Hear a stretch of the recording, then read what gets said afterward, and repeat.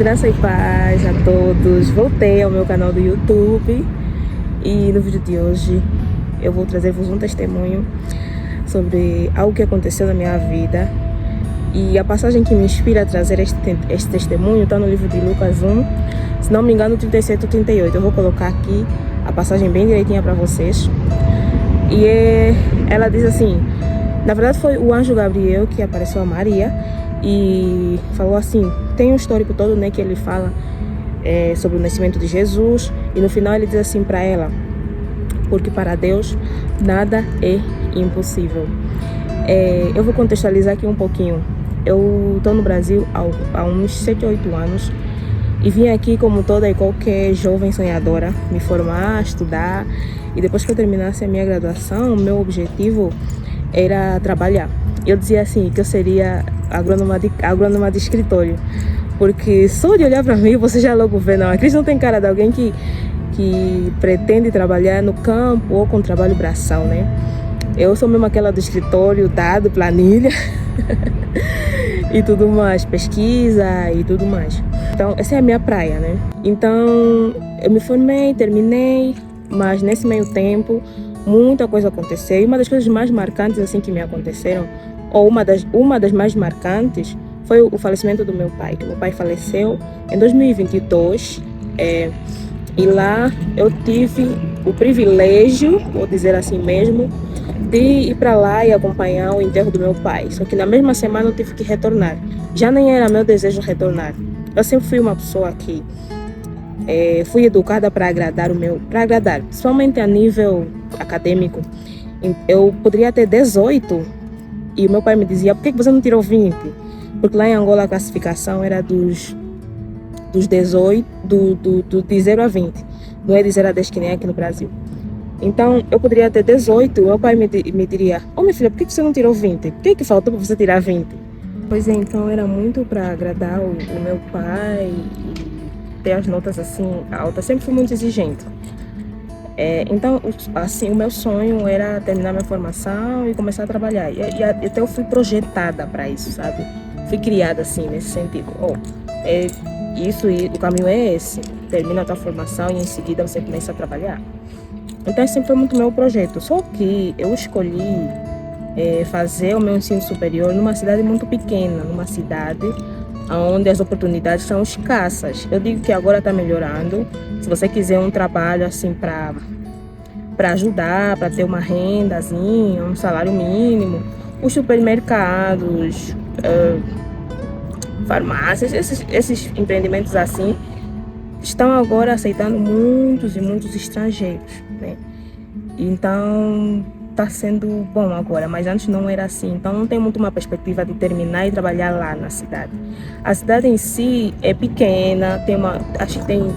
A população estimada eu não tenho aqui, mas vou pesquisar para colocar aqui para vocês, caso se for um dado interessante também para vocês, né? Dali, eu não tinha muito o que fazer, era muito fechado.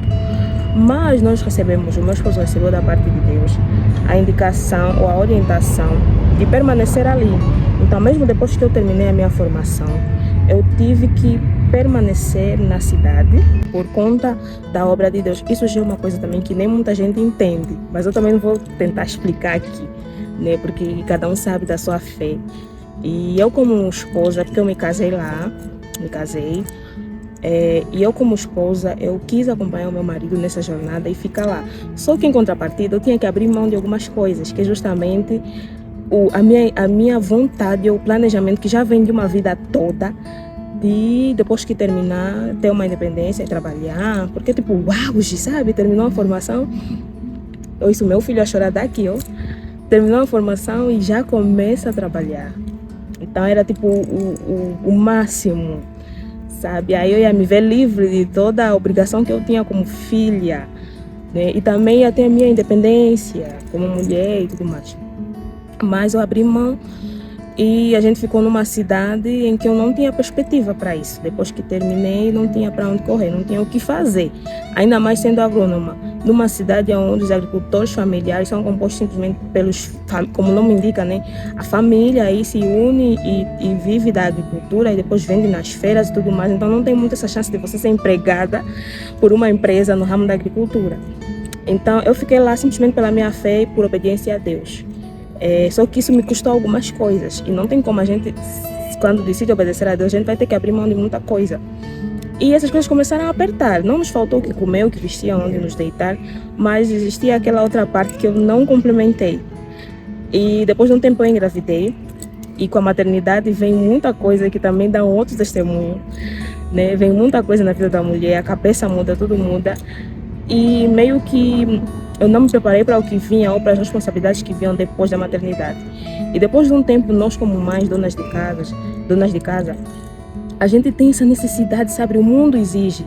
Lá fora tudo exige que você, como mulher, principalmente o mundo secular, vamos assim dizer, né? Longe daquilo que Deus planejou, sabe? Quando a gente se enche muito dessas influências, a gente toma decisões muito negativas. Então, eu me enchi muito da influência de que eu só teria a ser prestativa, eu só teria um determinado valor caso eu estivesse fazendo algo fora para a sociedade. E sem saber que criar o meu filho, eu também estou trabalhando em prol da sociedade, mas enfim. Então, eu sentia que está faltando alguma coisa em mim, que eu precisava trabalhar. E isso começou a me consumir mesmo muito. Só que eu estava numa cidade onde eu não tinha oportunidade. Não tinha. Era escasso, sabe? E dali eu fui colocando a minha fé. Eu fui questionando a Deus, Senhor, nós estamos aqui para te servir e tudo mais, mas existe um outro lado da moeda. E, nossa, e aqui uma vez alguém me disse, poxa, ali onde você está é impossível você conseguir trabalhar, é impossível você conseguir ter a primeira experiência. Sabe, você precisa ter a primeira experiência. Isso é uma outra voz que eu ouvia, né? Não vou citar nomes nem pessoas, porque a gente sabe o que está por trás disso tudo. Então, ali você não vai prosperar, ali você não vai conseguir, ali você não vai ter. E aquilo foi entrando na minha cabeça de que eu não ia prosperar, eu não ia conseguir, eu não ia ter.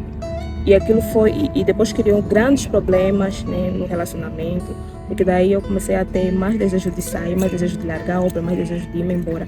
Mas eu orei a Deus e falei assim, Senhor, não existe nada impossível para ti. Eu vou conseguir um emprego aqui, nesse lugar onde todo mundo diz que não é possível, eu vou conseguir. Aqui onde todo mundo diz que é tudo fechado, o Senhor vai abrir uma porta para mim. Eu creio nisso. Mas quando a gente ora, a gente também precisa se movimentar. Dali, eu comecei a me movimentar. O que eu fiz? A cidade é tão pequena, que era tipo, como assim? O que a gente faz? Como assim? Aí eu tive uma ideia de ir bater a porta da Secretaria da Agricultura. Como eu vos disse, uma cidade pequena, com certeza quem trabalha lá nesses lugares assim são pessoas, ou é o sobrinho do fulano, ou sabe, são pessoas conhecidas que são praticamente do mesmo meio, do mesmo núcleo. Não é porque você é um bom profissional, não é porque você se formou na área. Isso é em todo canto, isso não é uma crítica, não. É algo que acontece em todo canto. E essa voz vinha sempre na minha cabeça. Você não vai entrar ali nessa secretaria porque você não tem padrinho na cozinha, você não tem amigo no estado, você não tem amigo que tem poder, entendeu? Aí eu fiquei, mas será que eu não tenho? Não tenho amigo, mas tenho pai. Eu tenho um pai. Ah, não, você não tem padrinho na cozinha. Eu tenho o dono da cozinha. Eu sirvo o dono da cozinha, tá, querida? Então, eu comecei a lutar contra os meus pensamentos, não só meus pensamentos, mas palavras que eu ouvia de pessoas chegadas de que era impossível, né? E é assim que tem que ser. A gente ora, a gente luta, a gente fala, a gente profetiza. Então, nesse momento da minha vida, eu disse assim, não existe nada impossível para Deus. Eu me levantei, eu mandei mensagem, mandei e-mail, ninguém respondeu, demorou tanto, mas ninguém respondeu. E eu disse, poxa, já fazem 2 ou 3 semanas que eu mandei esse e-mail, até hoje ninguém me respondeu. Procurei o atual secretário da Agricultura, mandei mensagem no Instagram, procurei no Instagram e mandei mensagem no Instagram. E peguei no currículo, fiz 3 coisas, né? A terceira foi pegar no currículo e levar lá.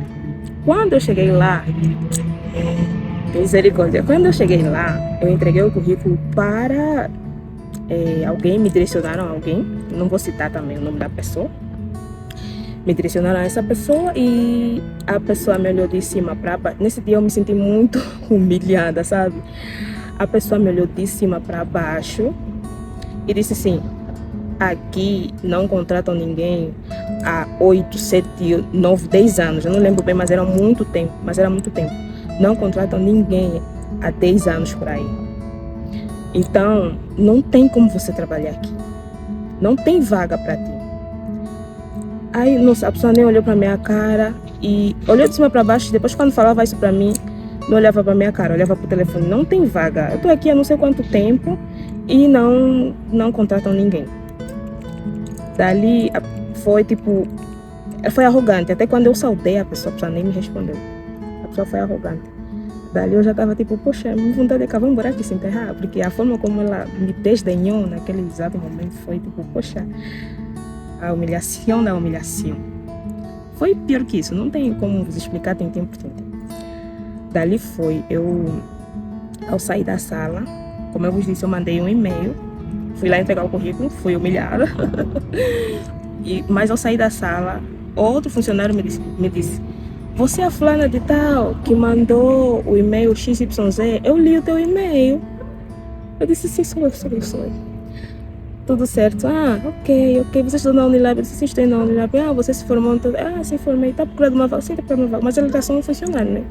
Então eu fui lá e saí, pronto. Dali não demorou, gente, acho que não fez uma semana, ok. O próprio secretário entrou em contato comigo pelo WhatsApp, porque eu coloquei os meus dados no meu currículo, né? Meu WhatsApp e tudo mais. Entrou em contato comigo pelo WhatsApp e me disse que tem uma vaga aqui. Você aceita? Pausa dramática.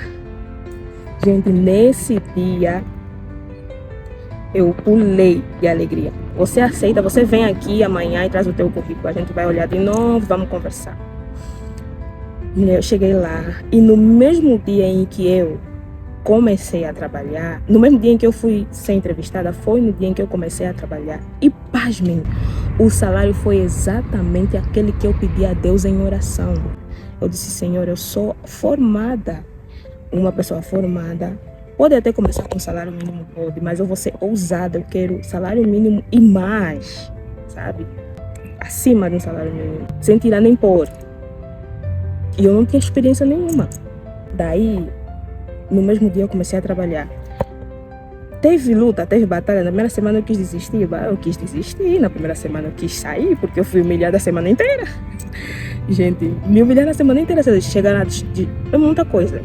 Eu não quero expor pessoas aqui, porque eu sei que não são as pessoas. No final eu fui entender o ser e o outro lado da moeda, porque eu sei que, como estrangeira, se fosse no meu país, eu pensaria, poxa, por que um estrangeiro vem ocupar um cargo aqui, sendo que o meu irmão angolano quer e precisa, e ele é angolano, então ele tem prioridade. Eu pensaria desse jeito também, né?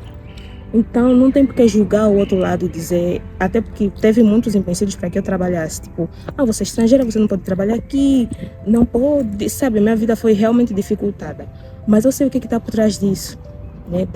O inimigo usa as pessoas que se mostram disponíveis para serem usadas, entendeu? Mas eu não julgo a pessoa em si. A gente sabe que o que está por trás das coisas é o inimigo, então aquilo era uma batalha espiritual. Até porque com o tempo eu aprendi a amar essa pessoa, sabe? Hoje eu não ligo algumas coisas, eu vi que é a personalidade, então não é sobre a pessoa. Eu não quero que vocês crucifiquem as pessoas quando se trata de algo acontecendo na vossa vida. Entenda que tudo que está por trás é uma batalha espiritual. Então, e a nossa luta não é contra a carne, mas contra as hostes espirituais da maldade. E é isso que eu deixo para vocês. Nada é impossível para Deus. Numa cidade pequena, numa cidade em que não tinha oportunidades de emprego, Deus me colocou no lugar que as pessoas disseram que era impossível eu estar. Deus pode fazer isso com você. Não sei se é uma vaga de emprego, não sei se é uma viagem, não sei se é questão de saúde, não sei. Seja lá o que for, não aceite decreto nenhum sobre a sua vida. A palavra de Deus é a última e é a que deve prevalecer. Então, creia somente, tenha fé e saiba orar, saiba pedir as coisas a Deus. Seja claro, né? Entregar tudo nas mãos de Deus. Esse é o meu testemunho. você gostou, não se esqueça de se inscrever no canal, compartilhar, deixar um like, dizer alguma coisa, se você foi tocado por essa palavra ou não. Então você manda para alguém que provavelmente esteja passando por uma situação e precisa ouvir essa palavra, esse testemunho. Eu espero que isso alcance pessoas, nem que for uma única pessoa aqui no comentário, eu já estarei feliz e satisfeita, que eu acho que o que eu preciso agora é falar das bênçãos de Deus, é falar de Deus, é falar de Jesus, e não de ter aplausos. Então, eu creio nisso, creio que isso pode tocar o coração de alguém. Que Deus vos abençoe, vos guarde, vos livre de todo o mal. E lembre-se que para Deus nada é impossível. Um beijo e um abraço a todos. Até o próximo vídeo. Ou até o próximo testemunho. Tchau.